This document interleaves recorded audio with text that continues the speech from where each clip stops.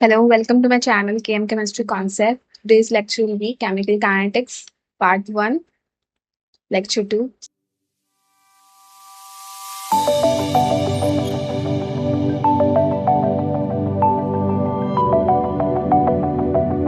So, in last lecture, we have seen the topics of chemical kinetics. We have complete rate of reaction, and we have also seen unit of rate reaction. We have solved few numericals based on that topic. Okay, before starting our topic, let's first revise what we have studied in the previous topic. So, we have seen that rate of reaction is equals to um, minus delta concentration of reactant by dt. We have seen that. Okay.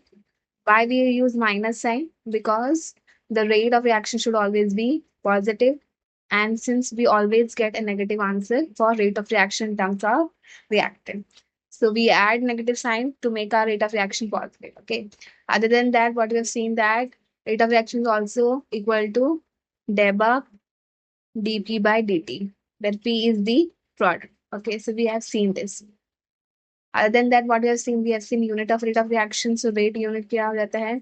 It is equals to concentration per unit time. Okay, so unit क्या बन जाता है आपका? मोल per liter for concentration, and time के लिए क्या होता है? सेकेंड. तो your unit will be mole per liter per second. ठीक है, हमने ये चीज देख ली है. Okay, we have solved in 5 to 6 MCQs based on that. Now we're going to move forward with the second topic, that will be types of rate of reaction. Okay, so we're going to move forward. The next topic is type of reaction. So there are two types of rate of reaction. First is average rate. Okay, so how are we going to define an average rate? Okay, so average is defined as change in concentration of reactant or product divided by the time interval of which the change occur. Okay, अगर से हमें detail समझने इसका मतलब क्या होता है? Basically अगर आपके पास कोई एक रिएक्शन हो रही है, ए टू बी हो रही है, ठीक है, सिंपल से एक रिएक्शन लिया हमने ए टू बी, हमने लास्ट लेक्चर में देखा था. हमने दो टाइम इंटरवल लिया है T1 और T2. ठीक है, इस टाइम इंटरवल में इमेजिन कर लेते हैं कि आपका कॉन्सेंट्रेशन जो ए है वो A1 से A2 में कन्वर्ट हुआ है, और कॉन्सेंट्रेशन ऑफ पी P1 से P2 में कन्वर्ट हुआ है. ठीक है, तो अगर हमें इस पर्टिकुलर रिएक्शन के लिए हमें क्या लिखना है? एवरेज रेट लिखना है. तो हम क्या लेंगे? अगर फॉर एग्जाम्पल हम लोग रिएक्टेंट के लिए लिख रहे हैं, हम क्या बोलेंगे? It will B A2 minus A1 upon T2 minus T. ठीक है, बेसिकली जो हम लोग करते आए हैं. ठीक है, हम नॉर्मल रेट ऑफ रिएक्शन लिखा है, यही क्या होता है? आपका एवरेज रेट होता है. एवरेज क्या बताता है? Change in concentration of reactant और प्रोडक्ट. ठीक है, हम लोग चेंज लिख रहे हैं. ओके, अगर हम लोग बात करें एवरेज रेट की तो क्या हो जाएगा? Change in concentration. ठीक है, कॉन्सेंट्रेशन मतलब क्या हो जाएगा? A1 A2 या P1 P2 ऑफ रिएक्टेंट और product divided by time interval. Time interval क्या है आपका? T1 और T2 है. ठीक है, तो ये आपका एवरेज रेट हो जाता है. ठीक है? जो हमें सिंपली पढ़ता है, हम लोग ऐसे एवरेज निकालते हैं. अगर हमारे पास मल्टीपल वैल्यूज होती है तो हम क्या करते हैं? उन वैल्यूज में बेसिकली इसको माइनस करते हैं और ट्राई करते हैं कि उसका एक एवरेज निकाल सकें. ठीक है, अब बात करें इंस्टेंटेनियस रेट की, तो इंस्टेंटेनियस रेट क्या होगा? देखो नाम में ही क्या दिया हुआ? Instantaneous rate, at any instant. अगर आप किसी इंस्टेंट पे वो रेट कैलकुलेट कर रहे हैं तो वो क्या हो जाएगा? इंस्टेंटेनियस रेट हो जाएगा. फॉर एग्जांपल मैंने पूछा आपसे इस पर्टिकुलर रिएक्शन के अंदर T1 पे रेट क्या है, तो आप क्या बोलेंगे? A1 का A1, आप पूछेंगे T1 टाइम पे इस पर्टिकुलर रिएक्शन का रेट क्या है, तो आप क्या लिखेंगे? Rate will be equals to minus d A1 by d t, यही बोलेंगे आप, क्योंकि टाइम क्या था? T1 था. T1 पे कॉन्सेंट्रेशन क्या था? A1, ए का A1 था, राइट. अगर मैंने आपको वही बोला कि आपको रेट लिखना है एट टाइम T2, तो क्या हो जाएगा? Minus d A2 by dt2. ठीक है, तो यही बन जाएगा. ठीक है, तो इंस्टेंटेनियस में बेसिकली क्या होता है? It is change in concentration of reactant or product at different time interval is called as instantaneous rate of reaction. ठीक है, किसी भी टाइम पे अगर आप उस पर्टिकुलर कॉन्सेंट्रेशन बता रहे तो वो क्या हो जाएगा? एवरेज रेट या इंस्टेंटेनियस रेट हो जाएगा. ठीक है, अब इंस्टेंटेनियस रेट या एवरेज रेट होता क्या है, इसे हम ग्राफिकली कैसे समझ सकते हैं वो देखते हैं आगे. ठीक है, आज आपसे क्लियर होगा. एवरेज रेट क्या होता है? बेसिकली आप टाइम इंटरवल के बीच का डिफरेंस निकालते हैं और चेक करते हैं कि इस वैल्यूज में क्या फर्क आ रहा है. इंस्टेंटेनियस रेट में क्या करते हैं? आप उस टाइम में पर्टिकुलर क्या कॉन्सेंट्रेशन था, आप वो उसको क्या करते हैं? रेट डिफाइन करते हैं. ठीक है, अब हम लोग नेक्स्ट वाला पार्ट देखते हैं, बेसिकली इसे ग्राफिकली कैसे प्रेजेंट करेंगे. सो ग्राफिकली एवरेज रेट ऐसे डिफाइन किया जाता है. फॉर एग्जांपल, ओके, सो आप ये जानते हैं हमने कॉन्सेंट्रेशन ऑफ ए लिया है. ठीक है, ये ग्राफ में क्या हो रहा है? बेसिकली कॉन्सेंट्रेशन क्या है उसकी? Initially time, concentration versus time का ग्राफ है. ठीक है, ग्राफ क्या है? कॉन्सेंट्रेशन वर्सेस टाइम का ग्राफ है. ठीक, आप देख रहे हैं जब टाइम आपका क्या है, 0 है, राइट, यहाँ पे आपका टाइम क्या रहेगा, 0 रहेगा। तो इस पर्टिकुलर टाइम पे कॉन्सेंट्रेशन ऑफ ए क्या है, सबसे मैक्सिमम है, ठीक है, तो ए की वैल्यू क्या है, सबसे ज्यादा मैक्सिमम। इसका मतलब क्या होगा, एट टाइम 0 आपका ए का कॉन्सेंट्रेशन सबसे मैक्सिमम है। एज टाइम इंक्रीज कर रहा है, कॉन्सेंट्रेशन क्या डिक्रीज हो रहा है, तो ये ए क्या होगा आपका, रिएक्टेंट होगा। ए क्या होगा आपका, रिएक्टेंट। बेसिकली ग्राफ किसके बारे में है, रिएक्टेंट के बारे में। आप इजिली ग्राफ से आइडेंटिफाई कर सकते हैं। अगर आपका ग्राफ कुछ ऐसा होता, ठीक है, बेसिकली कुछ ऐसा होता, तो हम क्या बोल सकते हैं, ये क्या है, ग्राफ किसका था, प्रोडक्ट का। रीजन क्या है, इनिशियली क्या है, आपका प्रोडक्ट 0 है, ठीक है, जैसे जैसे टाइम क्या हो रहा है, बढ़ रहा है, आपका कॉन्सेंट्रेशन क्या हो रहा है, बढ़ रहा है। तो ये ग्राफ किसके लिए आप बोल सकते हैं, प्रोडक्ट के लिए होगा। बिकॉज प्रोडक्ट क्या होता है, कॉन्सेंट्रेशन इंक्रीज होता है रिस्पेक्ट टू टाइम, और यहाँ का कॉन्सेंट्रेशन क्या होता है, डिक्रीज होता है विद रिस्पेक्ट टू टाइम, ठीक है, तो ये वाला पार्ट हो गया। ओके, तो हम क्या देख रहे हैं, इसमें दो टाइम लिया हुआ है, T1 और T2 लिया है, ठीक है। इस पर्टिकुलर टाइम पे उन्होंने कॉन्सेंट्रेशन को डिफाइन किया है, ठीक है, यहाँ पर। ओके, अगर हम लोग को निकालना है इसका एवरेज रेट, अगर हम एवरेज रेट लिखेंगे तो एवरेज रेट क्या हो जाएगा, average rate will be, it will be concentration of A at time T2, ठीक है, T2 क्यों ले रहे हैं, बिकॉज T2 की वैल्यू बड़ी आएगी, तो T2 माइनस T1 हो जाएगा, नीचे ऊपर क्या हो जाएगा, A2 माइनस A1, जिसे हम एक्चुअल में क्या लिख सकते हैं, ये लिख सकते हैं, right, del A by del T। तो ये जो आपका रिप्रेजेंटेशन दिखाया है, ये क्या होता है, आपका एवरेज रेट होता है, क्या होता है, एवरेज रेट। बेसिकली हमने जितना देर रेट लिखना सीखा है, वो हम क्या लिख रहे होते हैं, एवरेज रेट। अब मैंने पूछा कि इंस्टेंटेनियस रेट क्या होगा, तो मैंने बोला कि at time T1, at time T1 आपका कॉन्सेंट्रेशन ऑफ ए की वैल्यू क्या है, ठीक है, कॉन्सेंट्रेशन ऑफ ए की वैल्यू क्या है, यहाँ पे जो भी वैल्यू आएगी, इमेजिन कर लेते हैं यहाँ पे वैल्यू क्या होगी, इमेजिन कर लेते हैं कि 7 है, ठीक है, और यहाँ पे कितनी है, 3 है, ठीक है। तो एट टाइम T1 वैल्यू क्या है, 7 है, राइट। तो फिर हम इसको बोलेंगे ये कॉन्सेंट्रेशन क्या है आपका, A1 कॉन्सेंट्रेशन है, और इसे क्या बोलेंगे, आप बोलेंगे A2 कॉन्सेंट्रेशन है। तो आपका इंस्टेंटेनियस रेट हो जाएगा, it will be minus delta A1 upon del T, ठीक है। तो ये क्या बताता है, उस पॉइंट पे उस पर्टिकुलर रिएक्शन का रिएक्टेंट है, उसका कॉन्सेंट्रेशन क्या है, उसे कहेंगे आप इंस्टेंटेनियस रेट, बेसिकली आप जो वैल्यूज बता रहे हैं, ठीक है। और आपका एवरेज रेट क्या होगा, वो ओवरऑल पूरे रिएक्शन में क्या रेट चल रहा था, ठीक है, उसकी वैल्यू क्या होती है वो बता रहे हैं, ठीक है। जैसे क्या, आपकी रिएक्शन क्या है, एकदम लीनियर हो रही है रिएक्शन, बेसिकली आपका जो रिएक्टेंट है वो लीनियरली क्या हो रहा है, डिक्रीज हो रहा है थ्रू आउट द रिएक्शन। अगर लीनियर डिक्रीज हो रहा है, इसका मतलब क्या, इमेजिन कर लेते हैं कि रिएक्शन में एक गिव स्पीड दे रहा है, ठीक है, टाइम इमेजिन कर लेते हैं 0, देन 2, 4, 6, 8, 10, ऐसे आपका क्या हो रहा है, टाइम क्या हो रही है, इंक्रीज हो रही है, ठीक है। एंड कॉन्सेंट्रेशन इमेजिन करते 10 था, फिर 8 हो गया, फिर 6, देन 4, देन 2, देन 0, ठीक है। तो कॉन्सेंट्रेशन भी क्या लीनियरली क्या हो रहा है, डिक्रीज हो रहा है। इस पर्टिकुलर में क्या होगा, आप हर बार डिफरेंस चेक करेंगे, कितना डिफरेंस आ रहा है, 2 का डिफरेंस आ रहा है, राइट, 2 का डिफरेंस आ रहा है, ठीक है। तो एवरेज रेट ना हमको यही बताता है, एवरेज रेट से क्या पता चलता है कि आपका बेसिकली डिफरेंस क्या है। जैसे कि आपने ना, आपको पता होगा कि आप ग्राफ में ना स्लोप निकालते हैं, राइट, स्लोप क्या होता है, slope is y2 minus y1 upon x2 minus x1, ठीक है, ये आप स्लोप निकालते हैं, ठीक है। अगर आपका ग्राफ लीनियरली होगा तो वैल्यू क्या होगी, हमको सेम ही आती है, स्लोप की वैल्यू आप एक बार निकालते हैं, राइट। वैसे आपकी एवरेज रेट क्या आएगी, सेम आएगी थ्रू आउट द ग्राफ। इससे आपको एक आइडिया हो जाता है कि आपके एक्चुअल में कितना डिफरेंस आ रहा है जब भी आप कोई रिएक्शन करेंगे, ठीक है। इंस्टेंटेनियस क्या बता रहा है, आपको उस पॉइंट पे उस पर्टिकुलर रिएक्शन का कितना कॉन्सेंट्रेशन बचा है, या फिर कितना रिएक्ट हो गया है, उसका आपको आइडिया देता है। So our next topic is rate law expression. Okay.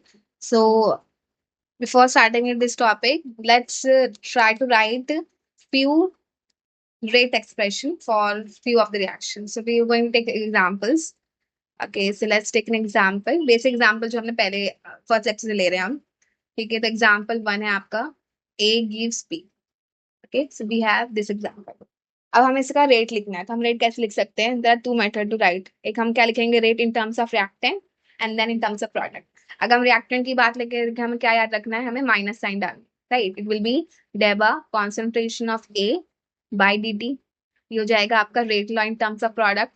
अगर हम बात करें पी की, तो क्या हो जाएगा, it will plus D P by d T, और ये दोनों वैल्यू क्या होती है, इक्वल होती है, ठीक है, ये हमें पता है, ठीक है।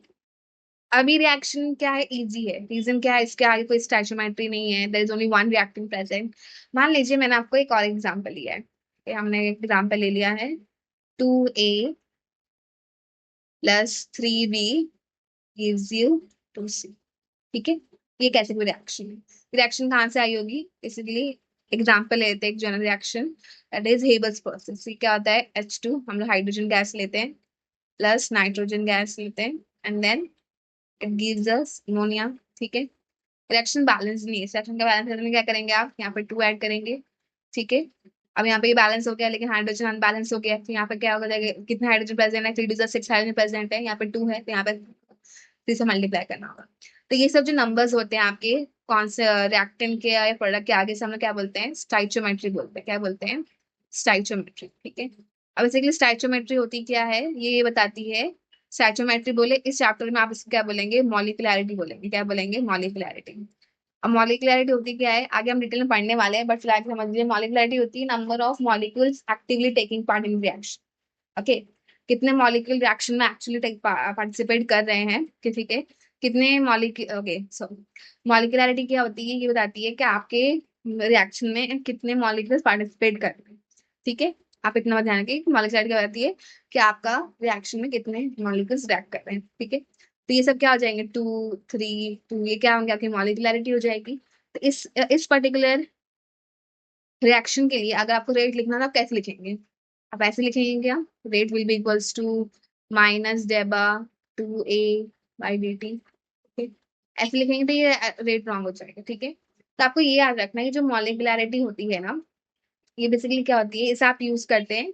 इसे आप क्या करेंगे, आपके जो भी रेट होगा उसके आपको इसे बाहर निकालना है। ठीक है, बेसिकली जो मॉलिक्युलैरिटी होती है उसे आप रेट लॉ जो आप लिखेंगे, रेट का जो एक्सप्रेशन लिखेंगे फॉर रिएक्टिव प्रोडक्ट, उसका आपको बाहर निकालना है। ठीक है, अब देखो इसका मतलब क्या होता है, पहले मैं आपको लिख के दिखाती हूँ कैसे लिखना है। ठीक है, तो आप रेट लिखेंगे। अब इसे आप रेट लिखते आए, ठीक है, आपने कैसे रेट लिखा है, इट इज माइनस डेबा A/डी A/dt। ठीक है, रिएक्टेंट इसलिए विल बी इक्वल्स टू बीबी का आपका रिएक्टेंट क्या हो जाएगा, माइनस डेबा dV/dt। एंड देन आपको प्रोडक्ट क्या है, सी है, तो क्या हो जाएगा, डेबा C/dt। ठीक है, ओके, यहाँ पे साइन क्या आ जाएगी, प्लस क्या आ जाएगी। अब जो भी आपके आगे मॉलिक्युलैरिटी लिखी हुई है, ठीक, जो भी नंबर लिखे उसका क्या करेंगे, आप डिवाइड कर देंगे। ठीक है, तो यहाँ पे क्या आ जाएगा, हाफ, 2 था डिवाइड हो गया, यहाँ पे क्या आ जाएगा 1/3, और ये क्या आ जाएगा 1/3। ठीक है, अब इसका मतलब क्या होता है, इसे हम डिटेल में समझते हैं कि इसका मतलब क्या हो सकता है। ठीक है, तो आपको ये समझ में लिखना कैसे, इतना तो क्लियर हो गया, राइट। अभी इसका मतलब क्या होता है, तो फॉर एग्जाम्पल अगर मैंने आपसे पूछा है कि ए और बी में क्या रिलेशन, ए और सी में क्या रिलेशन है, मतलब अगर एक का कॉन्सेंट्रेशन आपने कितना बढ़ाया तो सी में कितना फर्क पड़ेगा, हमें ये देखना है। तो आपने ये मैंने बताया आपको कि अकॉर्डिंग टू रिएक्शन आप क्या बोल सकते हैं, दैट 2A = 2C, राइट। मतलब अकॉर्डिंग रिएक्शन से क्या होगा कि जितना आपने एक का कॉन्सेंट्रेशन बढ़ाया होगा उतना ही आपका सी का कॉन्सेंट्रेशन बढ़ेगा, जितना ही आप एक का कॉन्सेंट्रेशन डिक्रीज करेंगे उतना सी का कॉन्सेंट्रेशन डिक्रीज होगा। रीजन क्या आपको दिख रहा है, 2A, तो अगर हमने 2 मोल ऑफ ए लिया होगा तो कितना प्रोडक्ट फॉर्म हुआ होगा, 2 mole of C product form हुआ होगा, राइट। हमें ये रिएक्शन दिख रहा है। और जितना आप कॉन्सेंट्रेशन ऑफ ए बढ़ाते जाएंगे उतना ही कॉन्सेंट्रेशन ऑफ सी क्या होगा, बढ़ता जाएगा। जितना आप डिक्रीज करेंगे उतना क्या होगा, डिक्रीज होगा। तो हमने यहाँ पे ए और सी लिखा हुआ है, राइट, ये समझते हैं। तो यहाँ पे क्या लिखा हुआ है, it will be minus half dA/dt which is equals to plus half dC/dt। ठीक है, हमारा एक्चुअल में रेट ऑफ रिएक्टेंट क्या है, आपका ये है माइनस है और dA/dt है। बेसिकली आप इसका तो वर्ड में लेंगे, ये हाफ रेट ऑफ रिएक्टेंट ये है। ठीक है, ऐसा ही कुछ है, राइट। और ये क्या हो जाएगा, हाफ प्लस dC/dt क्या होता है, रेट ऑफ प्रोडक्ट होता है, तो ये क्या हो जाएगा, रेट ऑफ प्रोडक्ट। ठीक है, और ये बात सही है। अगर आपने concentration of rate of reactant, आपका रेट जो है, रेट ऑफ रिएक्टेंट का जो रेट है वो हाफ से डिक्रीज करता है, तो आपका रेट ऑफ प्रोडक्ट भी क्या होगा, हाफ से डिक्रीज होगा। ठीक है, ये बता रहे हैं। ठीक है, इस वजह से आप जो है ना, आपका जो भी rate of reactant rate of product है उसके आगे जो भी स्टाइचोमेट्री दी रहेगी उसे आप क्या करेंगे, डिवाइड में लिखेंगे। ठीक है, इसको ऐसे एक्सप्लेन किया जा सकता है, इसे आप ऐसे अंडरस्टैंड समझ सकते हैं। ठीक है, हम ट्राई करेंगे और बहुत सारे रिएक्शन का रेट ला एक्सप्रेशन लिखने का। ठीक है, तो कुछ एग्जाम्पल्स देख लेते हैं रेट ला एक्सप्रेशन के। तो यहाँ पे मैंने 3 एग्जाम्पल लिखे हैं। ठीक है, ओके, सो बाय मिस्टेक है, यहाँ 3 एग्जाम्पल लिखे हैं। तो फर्स्ट एग्जाम्पल क्या दिया हुआ है, बेसिकली नाइट्रोजन डाइऑक्साइड का फॉर्मेशन है। ठीक है, तो क्या हो जाएगा, इसमें नाइट्रोजन ऑक्साइड और ऑक्सीजन क्या है, दे आर रिएक्टेंट, और नाइट्रोजन डाइऑक्साइड क्या आपका प्रोडक्ट है। तो ये हो जाएगा rate will be equals to आप क्या लिखेंगे पहले, आपका जो भी आप नॉर्मल लिखते आए हैं, आपका हो जाएगा डेबा NO/dt will be equals to O2 भी, क्या आपका रिएक्टेंट तो क्या हो जाएगा डेबा O2/dt, और प्रोडक्ट क्या है आपका N2, तो हो जाएगा NO2/dt।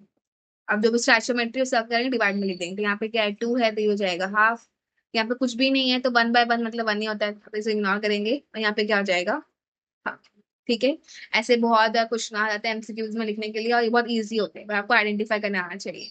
ठीक है, हो भी सकता है अगर स्टेप बढ़ाना तो क्या करेंगे, आपको रिएक्शन देंगे, आप चेक करने की रिएक्शन बैलेंस है कि नहीं, और उसका आपको क्या करना है, आपको रेट ला एक्सप्रेशन लिखना है। ठीक है, रेट ला एक्सप्रेशन में याद रखना है कि आपको चेक करना है कि आपकी रिएक्शन बैलेंस है या नहीं। ठीक है, बैलेंस रिएक्शन आपको चेक करना है। ओके, नेक्स्ट एग्जाम्पल लेते हैं, ये आपका हेबर्स प्रोसेस है जो मैंने दिया था, तो क्या हो जाएगा, rate will be equals to -D/2/dt, इसका ये कोई भी नहीं है तो हम सिंपल छोड़ देंगे, क्या हो जाएगा 1/3 -DH2/dt, प्रोडक्ट क्या, प्रोडक्ट है तो क्या हो जाएगा प्लस हाफ डेबा NH3/dt। ठीक है, आपको हर बार प्लस मेंशन करने की जरूरत नहीं है। ठीक है, आप मेंशन नहीं करें तो भी चलेगा, करें तो भी चलेगा। ठीक है, ये हो जाएगा माइनस डेबा SO2/dt, और आपका हाफ क्या हो जाएगा, आगे आ जाएगा देन -DO2/dt, यहाँ पे कुछ भी नहीं है, आप सिंपली छोड़ देंगे, and than half plus DSO3/dt। ठीक, तो आई होप आपको क्लियर हुआ हो कैसे आपको रेट ला एक्सप्रेशन लिखने हैं। ठीक है, फॉलोइंग रिएक्शंस के लिए ऐसा मल्टीपल और भी एग्जांपल देखेंगे। ठीक है, उससे आपको क्या होगा और क्लियर होगा, जो हम लोग न्यूमेरिकल सॉल्व करेंगे फ्यूचर में। ओके, अब नेक्स्ट टॉपिक पे जाते हैं, हमारे next topic is law of mass action. ठीक है, लॉ ऑफ मास एक्शन में इसलिए ले रही हूँ ताकि आपको रेट लॉ ऑर्डर वगैरह लिखने में आसानी हो। ठीक है, लॉ ऑफ मास एक्शन से ही जो आप कॉन्सेप्ट, इससे आगे जो कॉन्सेप्ट पढ़ेंगे वो होगा आपका ऑर्डर ऑफ रिएक्शन। ठीक है, ऑर्डर ऑफ रिएक्शन समझने के लिए आपको लॉ ऑफ मास एक्शन आना चाहिए, और फिर ऑर्डर ऑफ रिएक्शन समझेंगे, उसका हम लोग क्या करेंगे, we will do integrated rate law. ठीक है, इंटीग्रेटेड रेट लॉ कैसे लिखना है, क्या होता है, वो हम समझेंगे। ठीक है, नेक्स्ट लेक्चर में, फिलहाल के लिए today's topic will be law of mass action. Law of mass action क्या कहता है, it state that rate at which a particular reactant react is directly proportional to molar concentration of reaction. इसका simple मतलब क्या है, क्या कहता है, जो आपका रेट होता है, रेट ऑफ रिएक्टेंट या रेट। ठीक है, अगर हम बात करें रेट ऑफ रिएक्टेंट की, ठीक है, तो हमेशा आप रेट ही समझेंगे, रेट ऑफ रिएक्शन की बात हो रही है, क्यों, because rate of reaction rate of reactant होता है, रेट ऑफ प्रोडक्ट भी होता है, बट जनरली हम लोग इस पूरी केमिकल काइनेटिक्स में रिएक्टेंट को लेके ही फोकस करते हैं। तो रेट क्या हो जाएगा, डायरेक्ट प्रोपोर्शनल हो जाएगा आपके कॉन्सेंट्रेशन ऑफ रिएक्टेंट के। ठीक है, ये आपका क्या कहता है, लॉ ऑफ मास एक्शन कहता है। अब concentration of reactant to some power क्या होता है, n होता है। ठीक है, ये आपका एक्चुअली क्या है, आपका rate law, law of mass action का एक्सप्रेशन है। ठीक है, रेट क्या है, direct proportional concentration of reactant raise to some power n। अब ये जो n है क्या है आपका, this is order of reaction, क्या होता है, ऑर्डर ऑफ रिएक्शन। ठीक है, ऑर्डर ऑफ रिएक्शन क्या होती है, वो मॉलिक्युलरिटी होती है या डिफरेंट होती है, कुछ सिमिलैरिटी है नहीं है, क्या है, that will be see in your in our next lecture. Exactly, आपने फिजिक्स में पढ़ा होगा, ये क्या है, आपकी प्रोपोर्शनलिटी साइन है, हटाएंगे, आपका करेंगे कांस्टेंट ऐड करेंगे तो क्या हो जाएगा, rate will be equals to k. ठीक है, हमने कांस्टेंट डाल दिया, इक्वल डाल दिया, क्या हो जाएगा, concentration of reactant then power. ठीक है, अब जो हमने यहाँ पे के कांस्टेंट डाला है वो क्या हो जाता है आपका, रेट कांस्टेंट हो जाता है, क्या हो जाता है आपका, रेट कांस्टेंट। ठीक है, तो ये आपका rate law of mass action. For example आपका जैसे रिएक्शन है ए गिव्स बी, इसका हमें क्या लिखना है, तो बेसिकली एक्सप्रेशन लिखना है। आप क्या लिखेंगे, rate will be equals to k A raise to N. ठीक है, आके क्लियर हुआ। तो ये basically law of mass action कहता है। अब मान लीजिए आपके पास सिंपल है, आपके पास ऐसे कुछ रिएक्शन है, A plus B gives you B. और ऐसे रिएक्शन में दो रिएक्टेंट क्या हो रहा है, आपको प्रोडक्ट दे रहा है, तो आप इसमें कैसे लिखेंगे, तो कॉन्सेंट्रेशन ऑफ रिएक्टेंट की बात हो रही है, तो रिएक्टेंट आपका ए भी है और बी भी है, इसमें क्या हो जाएगा, rate will be equals to k A raise to power, अगर हमने एन इमेजिन किया है तो आपका बी क्या हो जाएगा, रेज टू पावर एन। ठीक है, जितने भी रिएक्टेंट रहेंगे आप सबका क्या करेंगे, कॉन्सेंट्रेशन लिखेंगे और उस पर क्या कर देंगे, पावर डाल देंगे। हो सकता है कि एन और एम क्या हो, दोनों इक्वल हो। ठीक है, ये भी हो सकता है कि दोनों इक्वल ना हो। ठीक है, ओके, ओके क्लियर है। ठीक है, तो ये आपका क्या है, आपका basically law of mass action है। इसके आगे एक और कंडीशन हो सकती है, आपका एन और एम इक्वल हो सकता है, दोनों इक्वल नहीं भी हो सकते हैं।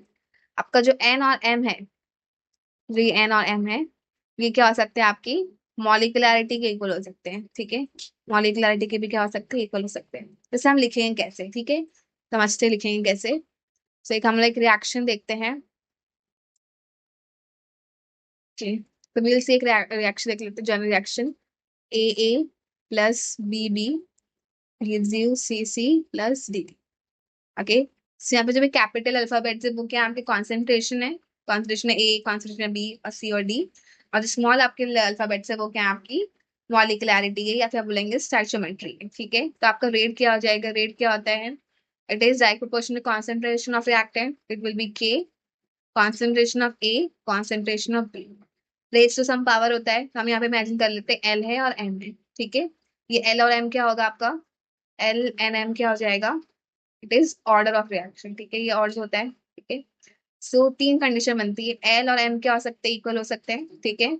एल और एम दोनों एक दूसरे के इक्वल नहीं भी हो सकते हैं, और l and m can be और कैन नॉट बी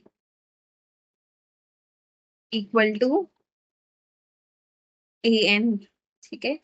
ये ए और बी के इक्वल हो भी सकते हैं, नहीं भी हो सकते, अभी कब होंगे कब नहीं होंगे, ठीक है, इसकी कंडीशन हम नेक्स्ट सेक्शन में देखेंगे, ठीक है। क्लियर हुआ, तब समझ में आ गया कि लॉ ऑफ मास एक्शन होता क्या है, हम इसे लिखते कैसे हैं। Basically law of mass action से हमें क्या पता चल रहा है कि आप रेट को इस फॉर्म में लिख सकते हैं। रीजन क्या है, हमें रेट कैसे लिखना आता था, रेट हम अगर हमें जनरल लिखने बोला जाता है हम क्या बोलते हैं, it will minus d by A by d t is equals to minus d B by d t, हम ऐसे लिखते हैं, ठीक है। इसके अलावा एक और तरीका क्या लिखने का है, ये लिखने का तरीका है, ठीक है।